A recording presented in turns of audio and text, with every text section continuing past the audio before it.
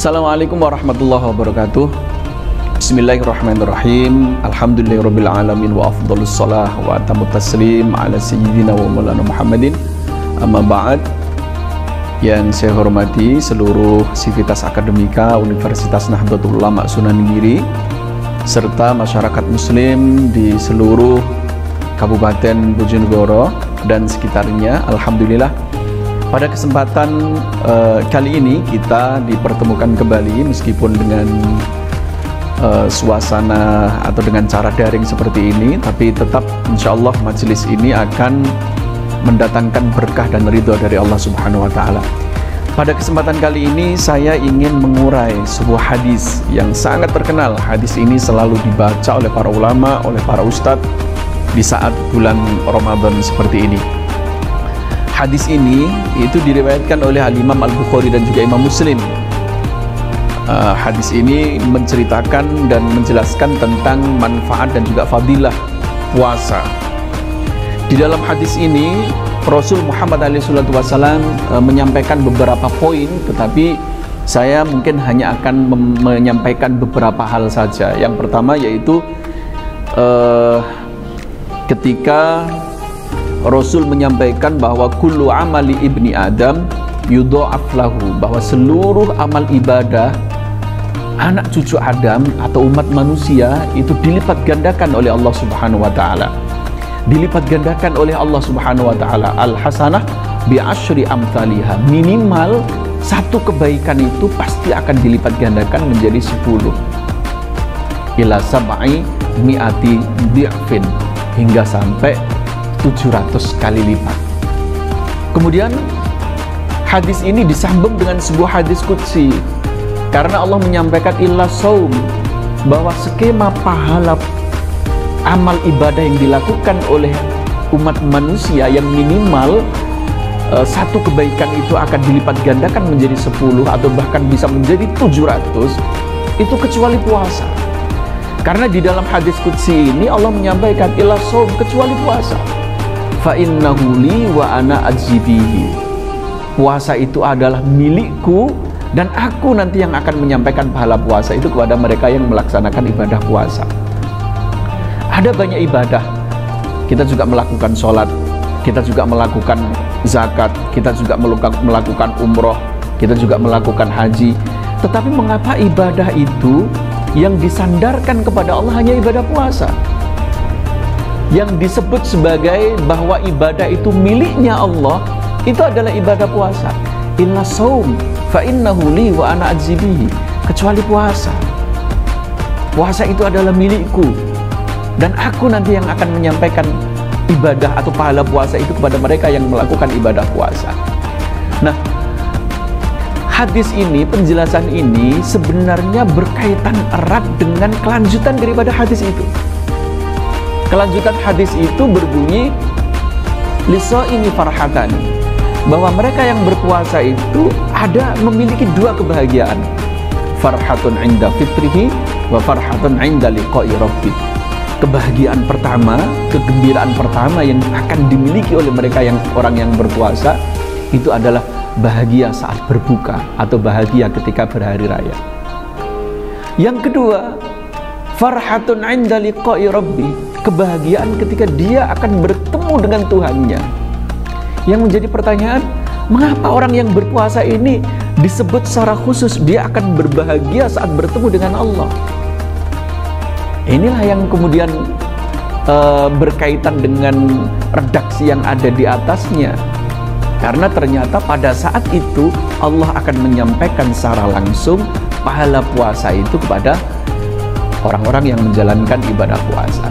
Sehingga dari sini kita bisa memahami di dalam sebuah hadis yang lain, Rasul menyampaikan kepada kita bahwa Allah sudah menyiapkan satu surga yang disebut dengan Ar-Rayyan, di mana surga ini tidak boleh dan tidak bisa dimasuki kecuali mereka yang berpuasa.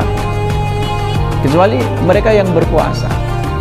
Nah, kemudian di dalam kelanjutan hadis ini Rasul Muhammad SAW kemudian juga menyampaikan wala khulufu famisoimi indallahi atyabu min rihil miski, bahwa bau mulut mereka yang sedang berpuasa di sisi Allah itu seharum minyak kasturi. Ini tentu kita tidak bisa mengandaikan apa yang disampaikan oleh Rasul kita ini di dunia, bahwa ternyata bau mulut orang yang berpuasa di dunia nanti ketika di akhirat bau mulut itu akan harum seharum minyak kasturi, dan itulah nanti yang akan dibuat oleh para malaikat untuk mengidentifikasi siapakah yang kemudian dia berhak untuk mendapatkan pintu surga dan boleh memasuki pintu surga yang kemudian disebut dengan Ar-Rayyan itu tadi. Sehingga inilah yang menjadi keistimewaan orang yang melaksanakan puasa. Nah, selanjutnya begini, kita mengenal di dalam sebuah hadis ada istilah muflis, yaitu orang yang kemudian pailit, dia memiliki banyak sekali pahala, tapi ternyata pahala itu tidak mampu menghantarkan dia ke surga. Karena apa? Karena juga dia memiliki dosa-dosa. Ada sistem barter di sana. Rasul kita pernah bertanya, atadruna man al-muflis? Tahukah kalian apa yang disebut dengan muflis? Tahukah kalian apa yang disebut dengan pailit? Kemudian para sahabat menjawab, al-muflis huwa man la mala lahu wala dirham lahu wala kasba lahu. Muflis adalah dia yang tidak memiliki harta, dia yang tidak memiliki aset, dia tidak memiliki pekerjaan. Ternyata yang dimaksud dari Rasul kita bukan itu.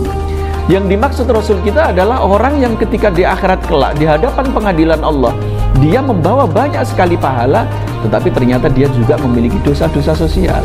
Sehingga orang-orang yang dulu pernah disakiti, orang-orang yang dulu pernah dizalimi ini akan menuntut dan mengambil sebagian pahala yang dimiliki. Inilah yang saya maksud dengan barter tadi itu. Ada orang yang memiliki banyak sekali pahala, tetapi pahalanya itu habis karena diminta oleh orang-orang yang dulu pernah dizalimi atau pernah disakiti. Nah, ada satu rahasia. Ternyata ada satu ibadah yang pahalanya tidak bisa diminta oleh siapapun. Ada satu ibadah yang pahalanya tidak bisa dibarter dengan dosa apapun. Pahala ibadah apa itu? Pahala ibadah puasa. Mengapa bisa demikian? Iya, karena puasa itu adalah li wa ana adzibihi. Puasa itu milikku, kata Allah, dan aku yang nanti akan menyampaikan pahala puasa itu kepada mereka yang berpuasa. Tidak bisa diberikan diberikan dan dibarter dengan apapun. Inilah yang menjadi rahasianya. Mengapa hanya ibadah puasa yang disandarkan kepada Allah? Karena apa? Karena ternyata Allah yang akan menyampaikan pahala puasa itu kepada mereka yang berpuasa secara langsung pada saat genting. Ada manusia-manusia yang dia mengira bahwa dia tidak akan masuk surga. Ada orang-orang yang dia mengira bahwa dia tidak akan mampu menggapai surga. Karena apa?